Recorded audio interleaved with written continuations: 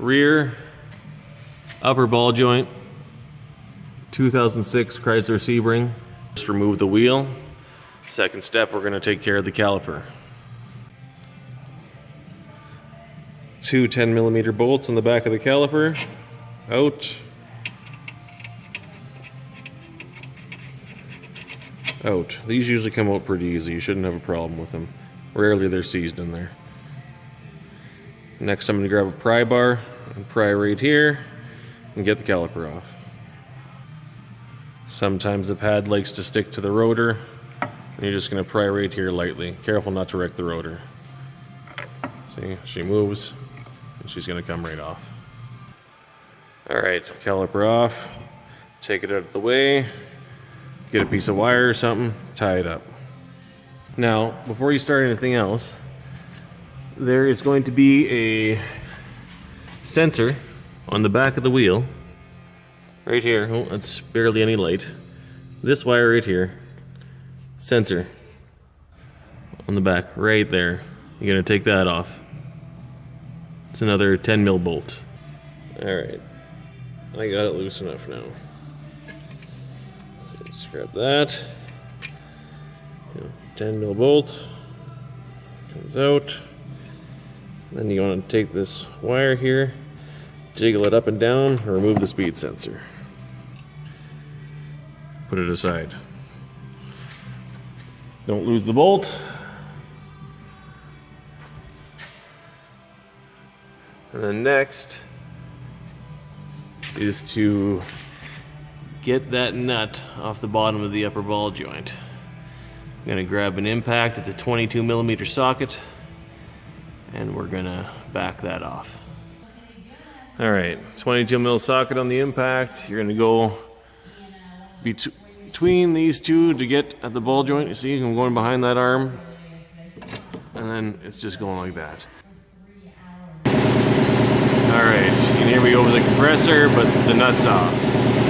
So what we're gonna do next, we're gonna take a pick fork and try to jam it between there and break it free a bit. If not, I'm going to hit on the other underside of this control arm, and that should pop it out of place with a couple good whacks. So next step is to pull this a little bit out of the way, push this a bit up, and I'm going to get my ball joint press set, and I'm going to press that ball joint out.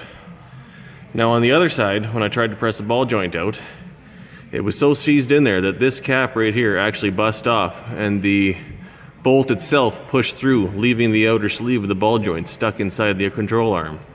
So I had to grab a 24mm socket and my press once again, stuff it in there and matched up pretty good, and I pressed the rest of the way out with that.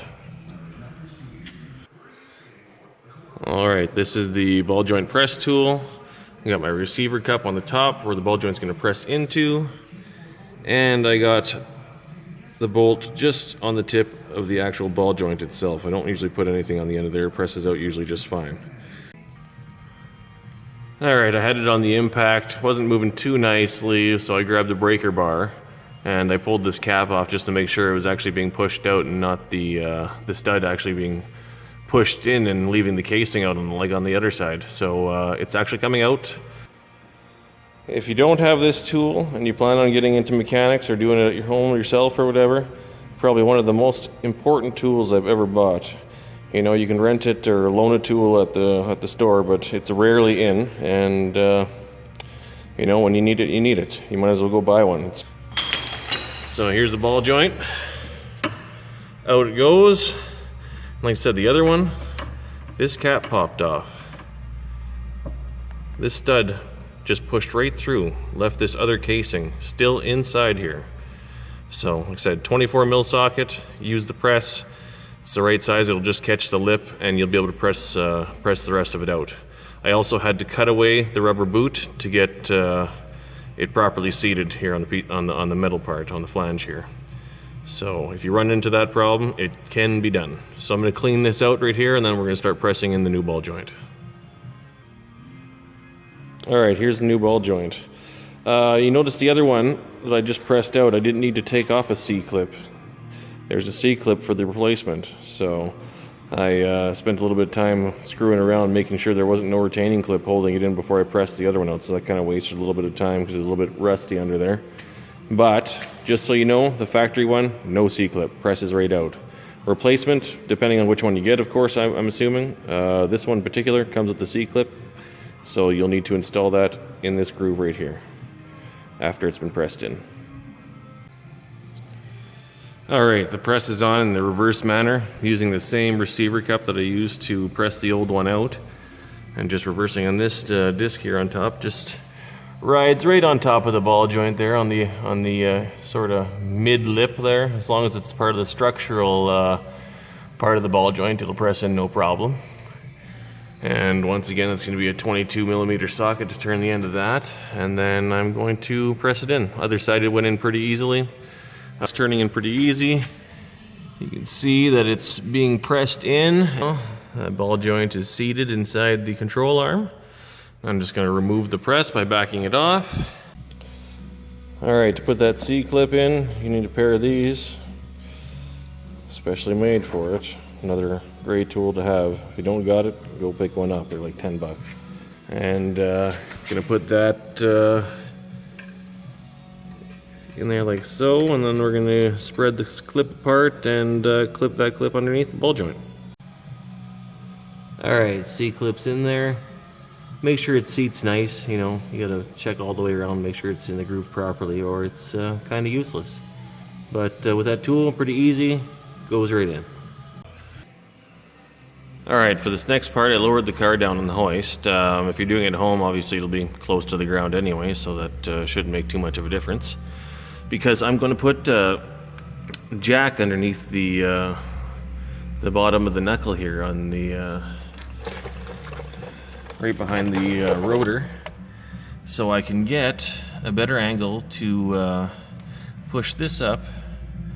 You know, the hole right here. Push this up, and it'll actually kind of curve towards this way as it's going up. So this should slide right in. You might have to screw around with it a bit, you know, push it back and forth, but do it with the jack. Try to push it together by hand. Yeah, takes forever if you even get it at all. These things are a little bit tricky to get in, so use a jack. Alright, what I found works best for that, being as how I just do the other side and already forgot, is to just jack it up so it's just meeting the hole, sort of lining up.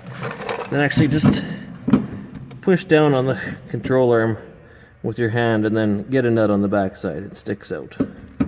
And then you can lift the car back up to tighten it up. Alright, nuts on, ball joints in. Gonna lift the car up now. Gonna get your socket on that nut just like removal was.